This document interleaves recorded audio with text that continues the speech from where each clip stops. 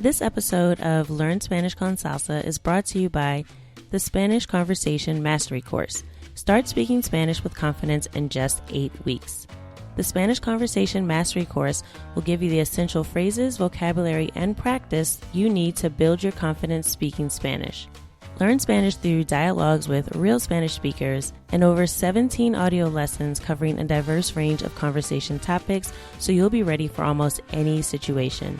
Easy fill-in-the-blank scripts are provided to help you develop your conversation talking points in minutes. Use the code SpanishConSalsa to get 15% off lifetime access to the course. Go to SpanishConversationMastery.com and start speaking Spanish today. That's SpanishConversationMastery.com.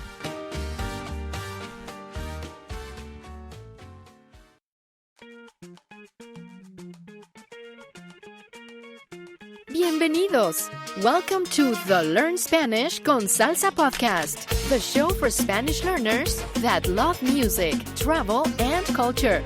Close your grammar textbooks, shut down the language apps, and open your ears to how Spanish is spoken in the real world. Let us show you how to go from beginner to bilingual. Here is your host, certified language coach, Tamara Marie. Hola, ¿cómo estás? Espero que todo vaya bien. I hope all is well.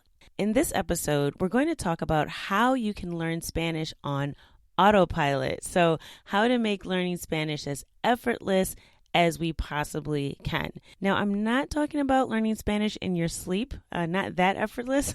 I actually have seen some videos on YouTube that claim that if you listen to them while you sleep, you can learn Spanish overnight. So let me know how that's working for you if you've tried that. But we're not talking about learning Spanish in your sleep, but we are going to talk about some ways that we can make learning Spanish as easy as we possibly can and incorporate it into our lifestyle.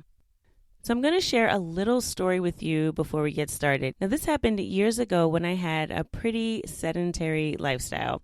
I had an office job and I wasn't doing a whole lot of physical activity. So I really wanted to get out of this sedentary lifestyle and I wanted to be active. So I decided, like most people do, I joined a gym, right? And at the time, I actually had a friend who was trying to lose quite a bit of weight. So I decided, okay, I'll be your gym partner and I'll tag along with you at the gym and at least get my body moving in some way. And I was talking to a friend of mine. So I was so excited and I was explaining to him that, I've started going to the gym. I'm working out now. So I was kind of patting myself on the back. And he asked me, well, how often do you go to the gym? And I looked at him with a straight face and I said, well, I go once a week. And his response was not what I thought it was going to be. I thought he was going to say, oh, wow, you've been consistently going to the gym once a week. That's awesome, right? That is not what he said. He looked at me and he laughed and he said, well, why go at all? Right? And I was so devastated. I was shocked. I thought, oh my gosh, how could he say that? I haven't been doing anything at all. I have this office job. And I finally took the step to join the gym. And I'm telling him about how proud I am of myself. And he laughs at me and says, well, why go at all? And at the time, I really didn't get it because I thought, well, I'm doing something and that's better than nothing, right? But as time went on and I wasn't really seeing any results or any changes in my body or my energy level or my strength at all, I realized that once a week really wasn't enough and that anyone who was really committed to a healthy and fit lifestyle, they go to the gym at least 3 times a week, and most people that are really committed find some way to work out and be active every single day.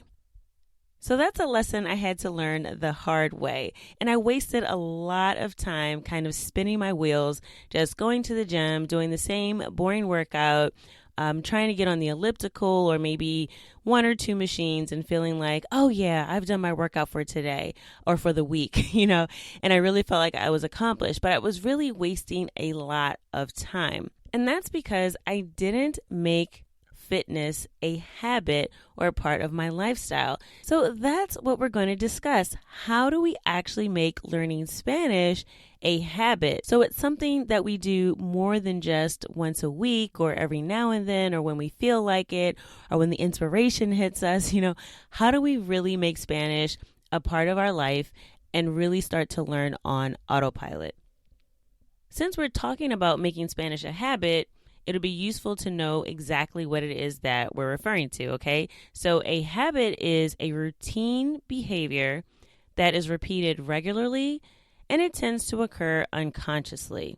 So a routine behavior that we repeat on a regular basis, and we tend to do it without thinking about it. So without it being in the forefront of our conscious mind. That is the definition of a habit. And in order to develop any new skill, you have to work on it consistently and frequently in order for it to really take hold. And that doesn't just go for learning Spanish. That's if you're trying to learn how to play the guitar or to ride a bike or to dance. It's something that you have to do on a consistent basis, and you have to do it more than once in a blue moon. I always tell my coaching clients that when they're trying to come up with a study schedule, I always say that frequency is more important than duration. And what do I mean by that? Well, let's take this example. Let's say you have 1 hour per week to learn Spanish. That's all the time you have because you're super, super, super ridiculously busy, and you can only squeeze 1 hour out of an entire week. And that's actually really low if you think about it. You have 168 hours in a week. And if you can only manage to find 1 out of 168 hours, then you might want to revisit, are you really committed to learning whatever it is that you're trying to do that you only have an hour for? Now I know you're saying, well, obviously there's a lot I have to do in that 168 hours. So let's say you get 8 hours per night of sleep, right? And you say, oh, well, some of that time I'm obviously sleeping. Then that still leaves you with 112 hours that you have to do other things. And you might say, well, I work 40 hours a week. Okay, so sleeping and working, you now still have 72 hours left to devote to something that you want to do. And obviously you'll have some social activities and you'll want to eat, obviously some basic things you'll have to do. So with 72 hours of free time, I'm sure you can find some time to learn some Spanish. But let's go back to our example of 1 hour. So if you only have 1 hour per week, I always tell my clients it's much more effective to break that hour down into 4 15-minute learning sessions versus waiting till Saturday where you may have a 1 hour block of time that you can commit to studying. Now you might be thinking 15 minutes really isn't a lot of time to learn anything, right? But you'd be surprised at how far you can get with 15 minutes of focused attention versus an hour of semi-focused, semi-distracted attention where you're taking a break to answer a text message or check Instagram or Facebook or get interrupted by a friend, or you get hungry so you go grab a snack in the middle of it. 1 hour of focused attention is really hard to maintain. And these days, all of us have shorter and shorter attention spans anyway. So 15 minutes of high quality focused attention is actually very valuable. And if you struggle with this, something that will really help is setting a timer, because that will really help you focus. As you see that time ticking down, you'll realize that, oh, I need to maximize this time right now that I have dedicated to Spanish because it's going to be over pretty soon. So that really helps you get focused if you have a problem holding your attention. So both consistency and frequency are key when you're trying to establish a new habit. It just makes it much easier for your habit to become automatic, and that is what we want. For example, you probably don't consciously think about all of the steps involved in taking a shower. It's probably just something that you do the first thing in the morning when you wake up. And you also don't spend every single day trying to decide whether or not you should take a shower, when you're going to take a shower, what type of soap you're going to use, what kind of towel you're going to pick for that day. You simply wake up in the morning and you take a shower. It's completely automatic. And that's the point you want to get to with your Spanish. And I'll give you 2 very effective ways that you can begin to learn Spanish on autopilot. Now, the first thing you can do is link learning Spanish to an existing routine. Now, the reason is you're much more likely to stick to a new activity if it's tied to something else that you already do consistently. So, for example, if you wanted to start the habit of flossing your teeth because your dentist told you that they're all going to fall out if you don't start flossing every day, you could decide to start flossing right before you brush your teeth, since that's already one of your daily activities. Hopefully. Hopefully that's already something that you do every day. So it's much easier to link a new behavior like flossing onto something you already do daily, like brushing your teeth, because that makes it less likely that you'll forget or stop doing it altogether in the future. It becomes automatic because it's just an extension of an existing habit that you have. So I'll give you some examples of some existing habits that you may already do each and every day. For example, wake up, right? That's something we all do every day. Get dressed in the morning, have breakfast, take a walk the dog, commute to work or to school every day, whether that's on the bus or in your car or on the train. You might work out every day, go grocery shopping, watch TV. You may have a daily status meeting at work. Cooking is something you probably already do every day. Running errands, taking a break from work, commuting home from school or from work, having dinner, taking a lunch break, and preparing to go to bed at night. So those are some things that you probably already do every day to give you a sense of what some of your existing habits might be. So if you're trying to establish a new habit, find a way to tack it on to one of those existing habits that you already have. Now, the second way that you can establish a new habit is to set a specific time. So pull out your calendar, make an appointment with yourself to do your new habit. And in this case, we're talking about learning Spanish. So for example, you can dedicate 4 p.m. to 4:30 p.m. every single day as your Spanish study time.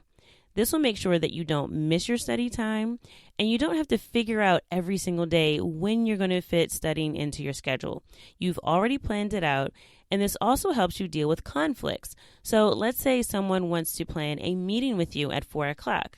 You can say, oh, can we meet at 4:30 because I already have something on my schedule for 4 o'clock. So it also helps you be able to manage conflicts in your schedule should they arise.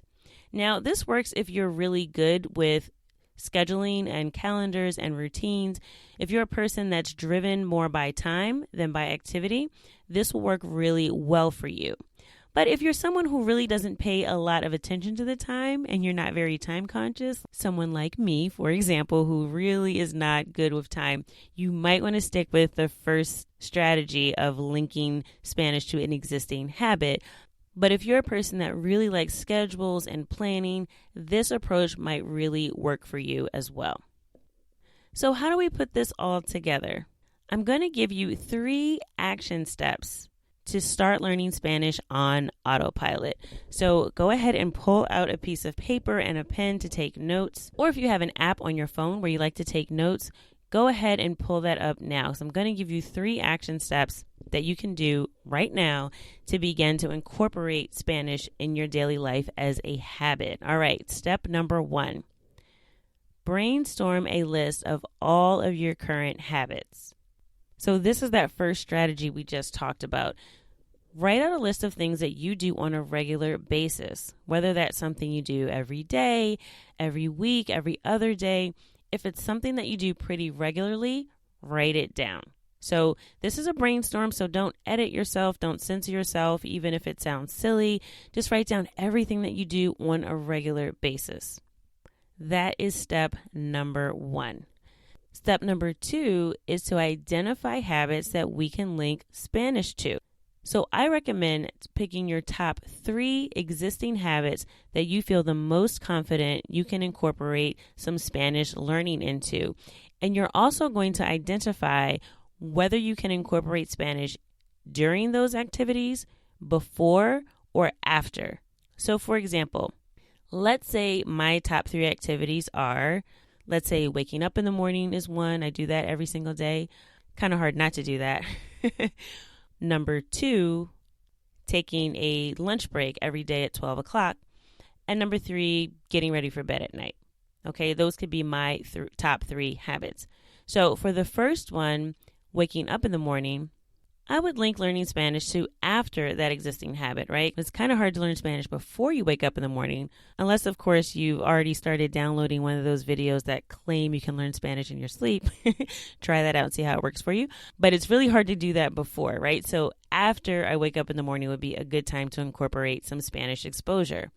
The second activity, taking a lunch break at 12 o'clock, I could probably learn some Spanish during my lunch break. And for my last habit of getting ready for bed in the evening, I'm more likely to be able to tie in some Spanish right before I start getting ready for bed. So you'll want to do that for each of your top 3 habits. Now, step number 3, link a Spanish learning activity to each habit. And you'll want to make that something that's practical for each habit, something that you're more likely to be able to incorporate into your schedule during that time. So, for example, if one of the habits I picked was going grocery shopping every day, and I know I have to stand in line, I wouldn't tie that to the activity of having a one-on-one session with a tutor, right? Because that's going to be pretty hard to do while I'm standing in line. However, one thing I could do while I'm standing in line is pull out my phone, open up my flashcard app, and review some vocabulary while I'm standing there waiting. So that's something that's very practical that you can do while you're standing in line at the store. So for each of your 3 top habits, come up with a list of activities that you can tie to each existing habit. And I really recommend making this list as long as possible. The reason why is this. If you're doing these things consistently every day or at least 3 or 4 times a week, they're going to start to become routine.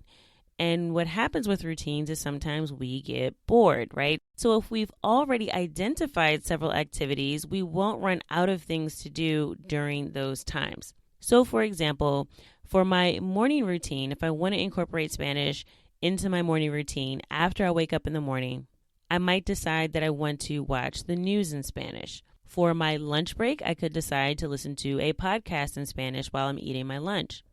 And as a part of my evening routine, I might decide that right before I get ready for bed, I want to read a novel in Spanish. So those are all activities that really fit with the habits that I've identified. And if you have trouble coming up with some activities that you can tie to each habit, go to our website at learnspanishconsalsa.com/habit, and you'll find a list of 28 creative ways that you can incorporate Spanish into your daily routine. So we have a list of suggested activities and also resources that correspond with those activities that you can pull from to incorporate into your own language learning habit. So that is it for this episode, How to Learn Spanish on Autopilot. We talked about the importance of both frequency and consistency in forming a Spanish learning habit. And we looked at 2 ways to establish a regular habit of learning Spanish, linking it to an existing habit or simply scheduling an appointment with ourselves so that we commit to our learning. And I gave you 3 action steps. Number 1, brainstorm a list of all of your existing habits. Number 2, pick your top 3 habits that you can link to learning Spanish. And number 3, identify Spanish learning activities for each of your top 3 habits. So those are your marching orders. And as always, I'd love to hear from you. Tell me about some ways that you've incorporated Spanish into your daily schedule. You can reach out to us on Instagram at LearnSpanishConSalsa, or you can leave a comment on the show notes page at LearnSpanishConSalsa.com/habit. I'd love to learn all about your Spanish habits. And don't forget that 28 creative ways to incorporate Spanish into your daily routine. That list is also on our show notes page. So check that out if you get stuck with step number 3. So that's it for this episode. In our next episode, we're going to talk about how to stick with our habits. So in case you're worried that you might get off track after you've established your new habit, I'll talk about some techniques that we can use to keep ourselves on the path and stay consistent and not fall off the wagon. So that will be in the next episode. So make sure you look out for that. And as always, I hope you learned something valuable in this episode that can take you one step closer on your journey from being a Spanish beginner to bilingual. Hasta luego.